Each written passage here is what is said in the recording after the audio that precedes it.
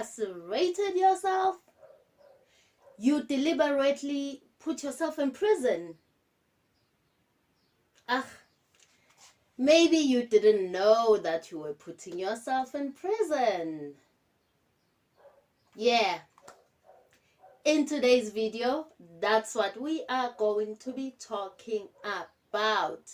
The self-made prison. Some of us have just escaped. Some of us are still trying to find the key so that we can escape. Some of us are still making plans to escape. But some of us are not even aware that we are in a prison. So before going into today's topic, let me greet you all. Let me welcome you all back to Echo. This is how we become real woke. My name is Empress Taloa and I'm so happy to be with you today. All the old viewers, hey my people, how you doing? Hope you're good. Hope you're doing the work.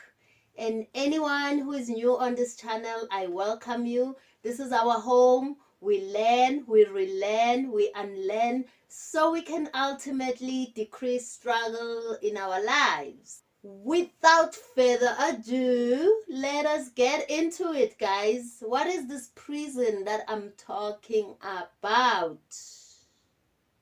Remember this? Neo. Like everyone else, you were born into bondage. Born into a prison that you cannot smell or taste or touch. A prison for your mind. A prison for your mind. Okay, guys, jokes aside, this is a serious topic, okay? So, we come into this world, we are born through our parents, and depending on the type of parents that we are born from, or the type of family that we are born into, or even the type of community that we grow up in, we develop certain beliefs about life and ourselves. We develop values, life values, and more often than not, the beliefs and the values do not serve us. Now, I know of a story. Before I speak up, you know, guys, I like to speak about the topic and then speak about my own experiences in relation to the topic, and then give tips at the end. That's usually the structure of the videos that I share. So, I know of a scenario of the monkeys. So, this is what happened with the monkeys. He's in a room with a stepladder upon which there was a bunch of bananas. Whenever a monkey went to climb the ladder, the other monkeys in the room were sprayed with cold water. After a while, each time a monkey went for the bananas, the others would attack it to prevent it from doing so. The monkeys learnt to never climb the ladder. But then, one of the monkeys was removed, and a new monkey wearing a raincoat was introduced. Naturally, this monkey went for the bananas, and it was customarily attacked and prevented from doing so by the others. This new monkey learnt not to climb the ladder. So when another monkey was substituted in and made for the bananas, all the others attacked it, including the one in the raincoat, despite the fact that it had never been sprayed with cold water. A third monkey was substituted in, and then a fourth final monkey. And still, whenever a monkey tried to climb the ladder, the others would prevent it from doing so, even though none of them had ever been sprayed with the cold water. When asked why this was, one monkey said, "That's just the way it is."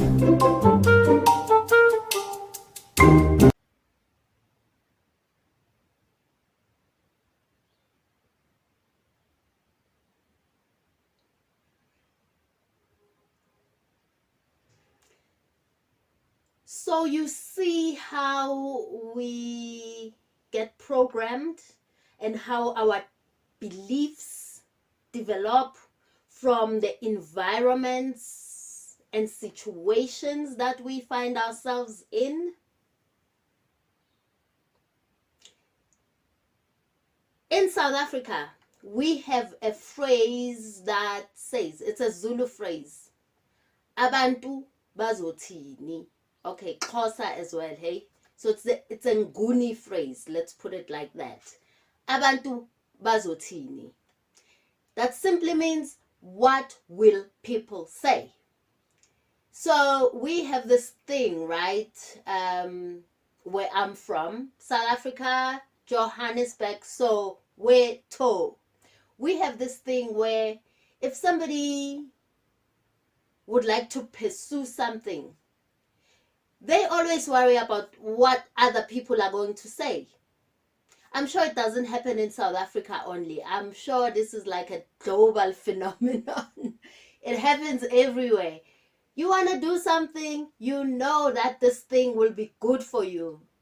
And then you worry about what the next person will say. This thing doesn't even have anything to do with the next person, but you still worry about what the other person will say. We do that a lot. We do that a lot, guys. Break it up. Cut it. Stop.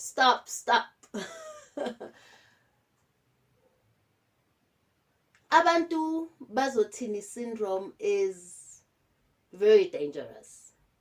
It keeps us imprisoned.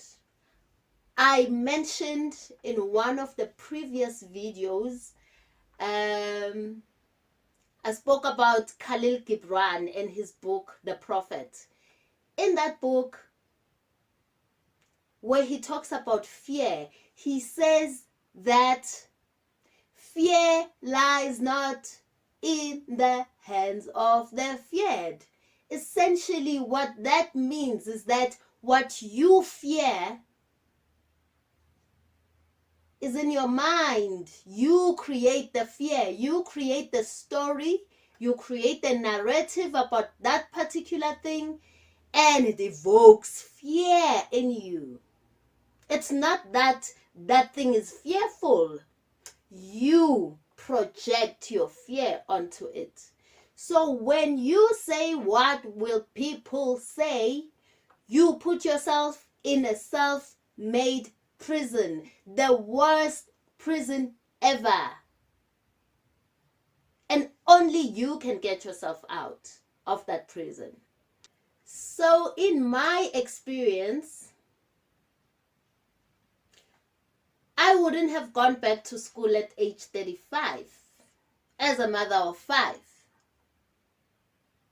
if I was worried about what people will say. I do want to read something from my book that I wrote about Abantu Bazothini syndrome. What will people say syndrome? It's dangerous, that syndrome, guys. So let's read.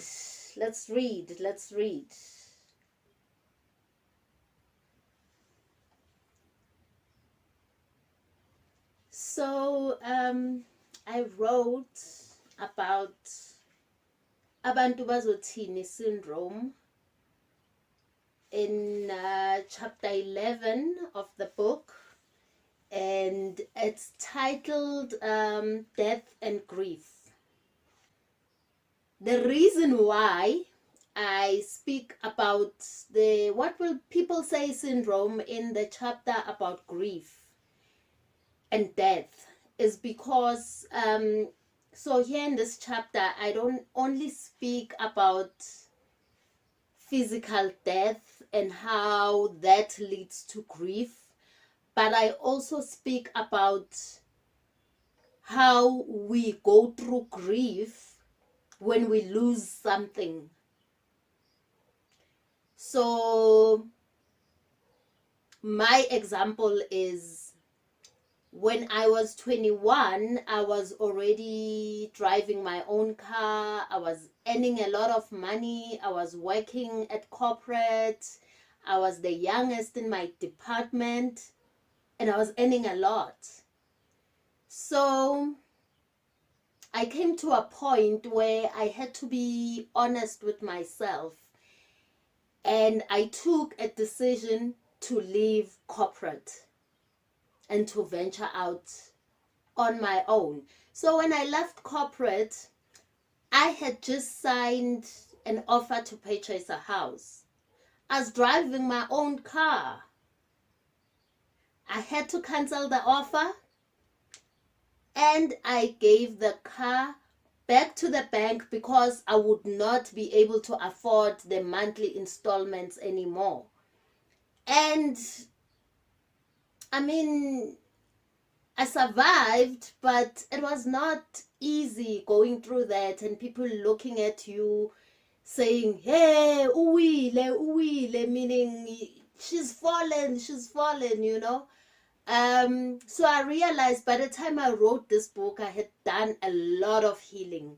So I realized that one of the things that actually depresses us when we lose a job, a girlfriend, income, the lifestyle maybe that we used to live, is that we worry too much about what other people will say, and that automatically puts us in a self-made prison. And when we are in that prison, it is not easy to get ourselves out. So I wrote here, when you lose someone or something, you often experience grief. This also happens when a person loses their way of life, especially when one thinks about how other people will look at them and what they will say about them. Their mind makes up all sorts of unfavorable scenarios where people are treating them badly just because their lifestyle has changed, forgetting that they are not the lifestyle. Those expensive clothes and cars do not define who you are. I went through this years ago when I lost my first car because I left a job. But I was fine the moment I decided to ignore the noise from other people. The truth is, I decided to quit the job because I needed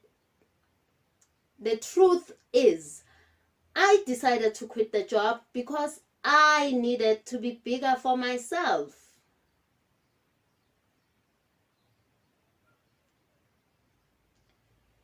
So the reason why I say it's a syndrome, this Abantu Bazothini, or what will people say, is because the dictionary defines a syndrome as a pattern of symptoms that are indicative of some disease. This syndrome affects the person so badly that sometimes they sink into depression or even suicide. In other words, fear-based beliefs lock into your survival instinct, your physical survival instinct, in such a manner as to first perpetuate the idea that if you don't follow this belief, if you don't perpetuate this belief, you will die. So it relies heavily on tricking you into believing that if you change that belief, there will be nothing left of you, that the belief is all-consuming, that the belief is all representative of your true self, and that if you change it, what you're doing is committing suicide. This is how serious the self-talk is, guys. It's the self-talk that I spoke about in the previous video that actually creates this prison. Please get out. get out of that prison and burn that building down so that you are not tempted to go back to that prison that you have created yourself. There are many ways that we create prisons, guys. The things that we hear other people say, we put them in our minds and we create that reality for ourselves. The things we see on TV, on social media, the things we hear on the news, we perpetuate this negativity, and this negativity imprisons us. But guess what, guys? We have a choice. We can choose differently. We can choose to be different. We can choose to respond instead of reacting. We can also choose to turn down the noise from the outside, from the other people. It is so important that we do this for ourselves, guys, because when we don't, we remain stuck. We remain in this prison and we think that we cannot get out. But we can. Go and research the allegory of the cave by Plato. Maybe I will speak about it in the next video, but go and research that because I have it in the book, but I don't want the video to be too long, so I'm not going to read it now.